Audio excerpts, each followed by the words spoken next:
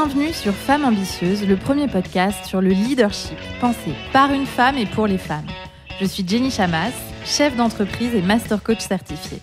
Ma mission ici est de vous aider à vivre votre carrière sans barrière, avec des outils pour affirmer votre leadership, gagner en confiance, en performance et en bien-être.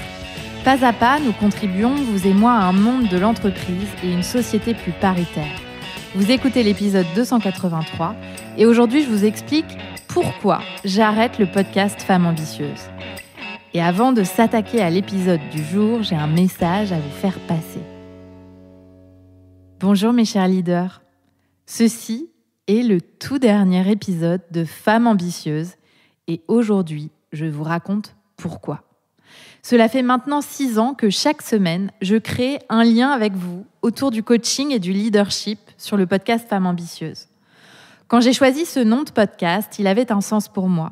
Aucune femme dans mon entourage n'osait se définir comme ambitieuse. C'était un mot qui faisait mal aux oreilles. Pourtant, autour de moi, j'étais entourée de femmes ambitieuses qui s'ignoraient.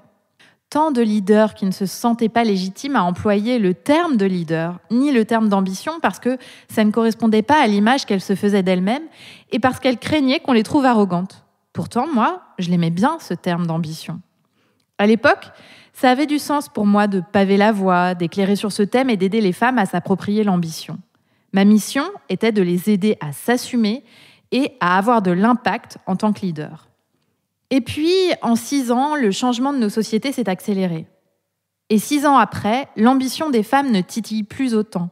C'est presque devenu normal que les femmes leaders se pensent ambitieuses.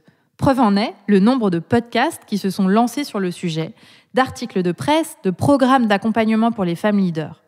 Et je suis en joie de voir que ce sujet s'est démocratisé également dans les entreprises, notamment avec la loi Rixain. Évidemment, pour certaines personnes et certaines entreprises, cela ne va pas de soi. Néanmoins, les femmes ont de plus en plus accès à des postes à haute responsabilité et elles sont de plus en plus nombreuses à créer leurs entreprises. Mais le changement ne s'est pas arrêté à ça. Il y a aussi eu l'accélération de l'usage du digital dans nos vies. L'humain est maintenant scotché aux écrans.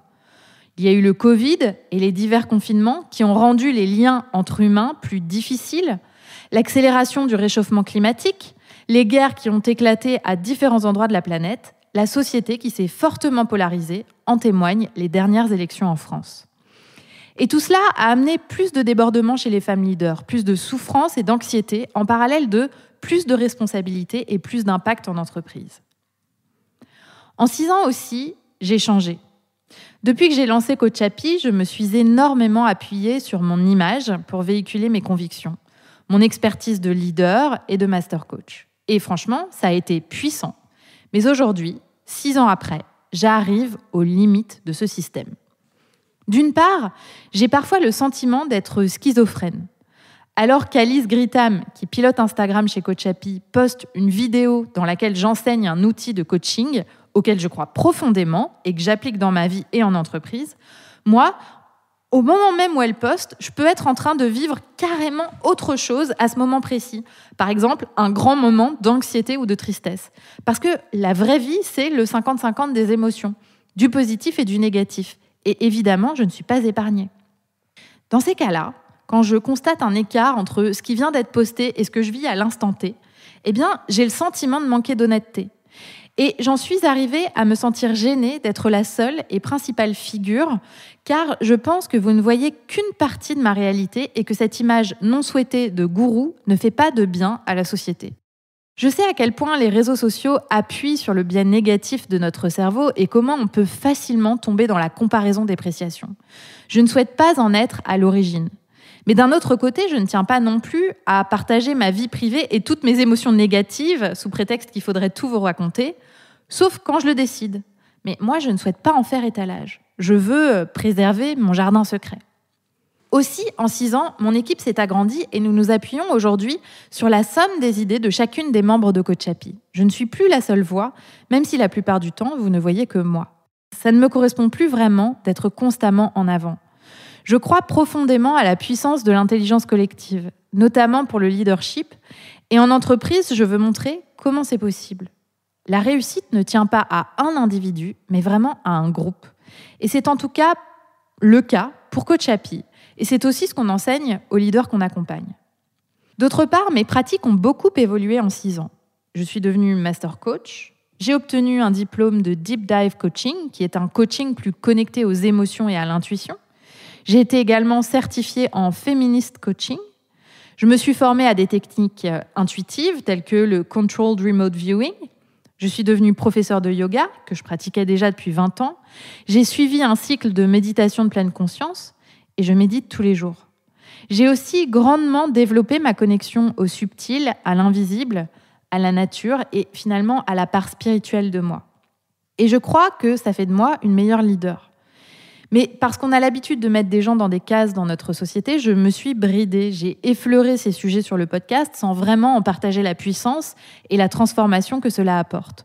Car sous l'étiquette femme ambitieuse, je pensais parfois que ça faisait tâche de parler de connexion à la nature et de comment calmer son stress à travers la respiration ou de comment on prend de meilleures décisions quand on est connecté à l'instant présent. Bref, même si je crois toujours vraiment à l'ambition, tous ces changements m'ont amené à réaliser que c'était la fin de Femmes ambitieuses, qu'un nouveau chapitre devait s'ouvrir. Un chapitre au service des femmes leaders, toujours, car c'est notre mission chez Coach Happy, et nous y sommes toutes investies à fond.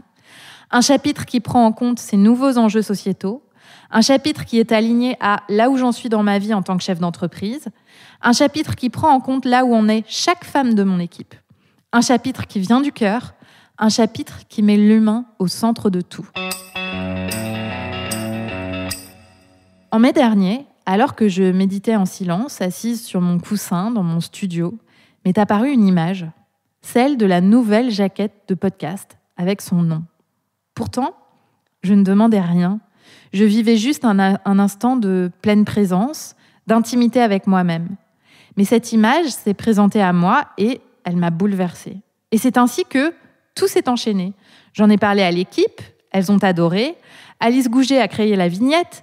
Nous avons décidé en 2 heures de changer de nom de podcast à la rentrée, de changer de ligne éditoriale et de l'élargir à tout ce qu'on pense qui est au service du leadership des femmes, sans se contraindre au coaching seul.